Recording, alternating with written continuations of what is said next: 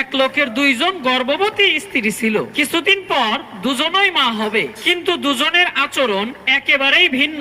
বড় বউ ছিলেন উদার স্বভাবের, আল্লাহ ভীরু এবং নামাজ কালামে ছিলেন মনোযোগী। সে সব সময় আল্লাহর কাছে দোয়া করত তার সন্তান যেন হয় নেককার ও আল্লাহ ভীরু। আর এদিকে ছোট বউ ছিল আধুনিকতায় ব্যস্ত, তার সময় কাটতো সাজগোজ, ফ্যাশন আর শৌখিনতা নিয়ে। একদিন এক বৃদ্ধা মহিলা তাদেরকে জিজ্ঞেস করলো, তোমরা দুজন কেমন সন্তান চাও? বড় বউ বলল, আমি চাই আমার সন্তান যেন হয় নেককার ও আল্লাহ ভীরু। অন্যদিকে ছোট বউ বলল, আমি চাই আমার ছেলে হবে আধুনিক ও স্মার্ট। কয়েকদিন পর দুজনই মা হলো। বড় বউয়ের সন্তান ছোটবেলা থেকেই বড়দেরকে সম্মান করত, সালাম দিত। ধীরে ধীরে ছেলেটি হয়ে উঠলো বিনয়ী এবং আল্লাহ ভীরু। আর এদিকে ছোট বউয়ের সন্তান দামি দামি খেলনা এবং মোবাইলের জন্য কান্না করত এবং একসময় হয়ে উঠলো আদবহীন বেয়াদব, যেটা দেখে